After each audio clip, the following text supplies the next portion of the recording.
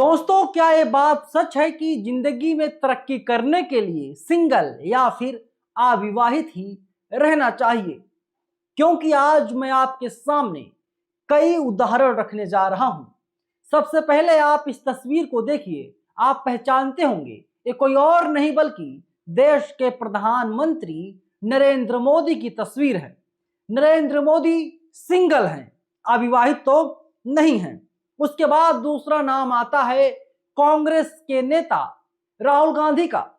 राहुल गांधी ने आज तक अभी तक शादी नहीं की और राहुल गांधी लोकसभा में लीडर ऑफ अपोजिशन है। इसके बाद उत्तर प्रदेश के मुख्यमंत्री योगी आदित्यनाथ का भी नाम सामने आता है। योगी आदित्यनाथ ने शादी नहीं की, अविवाहित हैं। और महिलाओं में बात कर लीजिए, बहुजन समाज पार्टी की सुप्रीमो मायावती जी, उन्होंने एक कसम खा रखी है, आजीवन वे शादी नहीं करेंगी, घर परिवार नहीं बसाएंगी, समाज के लिए वे काम करती रहेंगी। मायावती जी भी अविवाहित हैं और मायावती जी की गिनती उन ताकतवर चुनिंदा नेताओं में की जाती है जो लोग देश और दुनिया को बदलने की ताकत और हुनर रखते हैं। इसके बाद नाम आता है जयललिता का। इस दुनिया में नहीं है लेकिन अविवाहित, उन्होंने शादी तक नहीं की। उमा भारती, भारतीय जनता पार्टी की धुरंधर दिग्गज नेता, उन्होंने अभी तक शादी नहीं की, अविवाहित हैं। इसके अलावा आज जिन्होंने शपथ ली है, पश्चिम बंगाल के नए नवेले मुख्यमंत्री शुभेंदु अधिकारी, इन्होंने भी शादी नहीं की। इनके पास खुद का परिवार नहीं है, माता पिता जी तो हैं लेकिन इन्होंने शादी नहीं की, अपने वंश को आगे नहीं बढ़ाया और देखिए मुख्यमंत्री पद की शपथ ले ली।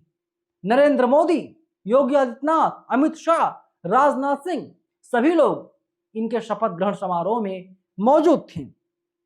नवीन पटनायक, उड़ीसा के पूर्व मुख्यमंत्री, बीजेडी से आते हैं, उन्होंने शादी नहीं की, अविवाहित हैं। इसके अलावा मनोहर लाल खट्टर, हरियाणा के पूर्व मुख्यमंत्री, अविवाहित। सर्बानंद सोनोवाल, अविवाहित। देश के पूर्व प्रधानमंत्री अटल बिहारी वाजपेयी हमारे इस दुनिया में नहीं, हमारे बीच नहीं है, अविवाहित, शादी उन्होंने नहीं की। डॉक्टर राम मनोहर लोहिया, उन्होंने भी शादी नहीं की थी। डॉक्टर एपीजे अब्दुल कलाम साहब, जिन्हें मिसाइल मैन कहा जाता है, उन्होंने भी शादी नहीं की थी, घर नहीं बसाया था, परिवार नहीं बढ़ाया था, वंश को आगे नहीं बढ़ाया था। और आज जिन तमाम नेताओं का मैंने जिक्र किया, इन तमाम नेताओं के बारे में सिर्फ भारत ही नहीं बल्कि पूरी दुनिया में चर्चा होती है। इसके अलावा कुछ और लोगों के नामों की फहरिस्त आपके सामने मैं रखने जा रहा हूं, जिसमें न्यूटन का नाम सामने आता है। आइजैक न्यूटन, जिन्होंने गुरुत्वाकर्षण की खोज की, उन्होंने कभी शादी नहीं की, वे भी अविवाहित रहे। इसके अलावा Nikola Tesla, single. Leonardo da Vinci, अविवाहित। मदर टेरेसा और यहां तक कि स्वामी विवेकानंद जैसे महान गुरु हुए इस धरती पर, उन लोगों ने भी शादी तक नहीं की। और एक पक्ष का मानना है, जो लोग शादी विवाह नहीं करते या शादी विवाह करने के बाद किन्हीं कारणों से अलग हो जाते हैं, दूसरी शादी नहीं करते और वे कसम खा लेते हैं कि देश और दुनिया के नाम उनकी ये पूरी जिंदगी, पूरी जवानी, बुढ़ापा सब कुछ है, वे लोग दुनिया में इतिहास लिखने का काम करते हैं, ऐसा मानना है। लेकिन तमाम लोग कहते हैं ये मिथ है, ये झूठ है, झूठा प्रचार किया जा रहा है। मैंने ग्रोक से पूछा, एआई से पूछा, उसका जो जवाब आया, ग्रोक कहता है कि जिन लोगों ने शादी विवाह किया, उन लोगों ने भी दुनिया में अपना नाम रोशन किया, जिनमें नाम आता है महात्मा गांधी जी का, जिन्हें राष्ट्रपिता कहा जाता है, शादीशुदा थे, चार बच्चों के पिता थे। भारत की आजादी के सबसे बड़े icon Mahatma Gandhi. Albert Einstein 2 बार शादी की। इसके अलावा अब्राहम लिंकन शादीशुदा, अमेरिका को गुलामी से मुक्त करवाया। स्टीव जॉब्स शादीशुदा, एप्पल का साम्राज्य उन्होंने खड़ा कर दिया। Nelson Mandela, Charles Darwin, Martin Luther king और तमाम नाम ऐसे हैं, पंडित जवाहरलाल नेहरू, जिन लोगों ने दुनिया को बता दिया कि हमारा भी वजूद है। नेहरू जी ने बता दिया भारत का भी वजूद है।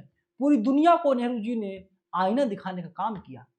आपको पता होना चाहिए, जब हमारा देश आजाद हुआ तो आजाद भारत के पहले प्रधानमंत्री पंडित जवाहरलाल नेहरू ही थे। तो इसलिए कुछ लोगों का मानना है कि ये मिथ है, कुछ लोगों का मानना है कि जो लोग सिंगल रहते हैं वे लोग इतिहास रचते हैं। लेकिन इतना जरूर है कि जो लोग शादी विवाह कर लेते हैं, अगर उनका गोल क्लियर नहीं है तो कहीं ना कहीं वे लोग डिस्ट्रैक्ट होते हैं, मतलब इधर उधर थोड़ा हो जाते हैं, क्योंकि बीवी बच्चों का एक चिंता सताने लगता है।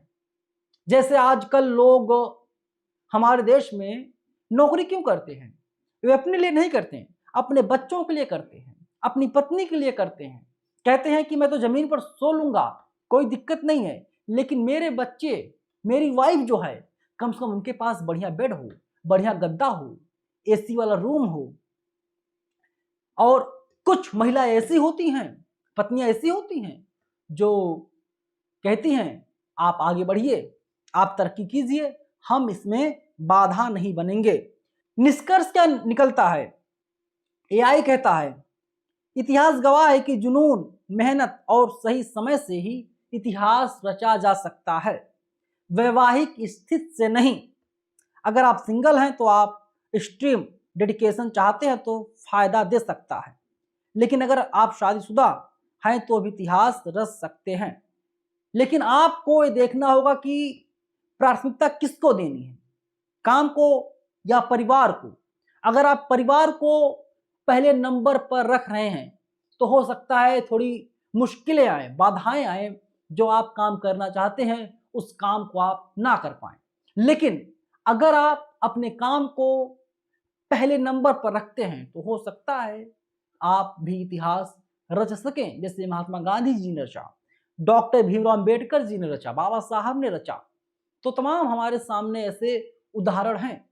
लेकिन बाबा साहब की जीवनी से हम लोगों को एक बात तो समझ में आती है, बाबा साहब डॉक्टर अंबेडकर ने समाज की खातिर, देश की खातिर 4 बच्चों को कुर्बान कर दिया था। बाबा साहब ने 4 बच्चों की परवाह तक ना की, और कहीं ना कहीं बाबा साहब के लिए वो सारे बच्चे जो थे चारों एक बाधा बन रहे थे।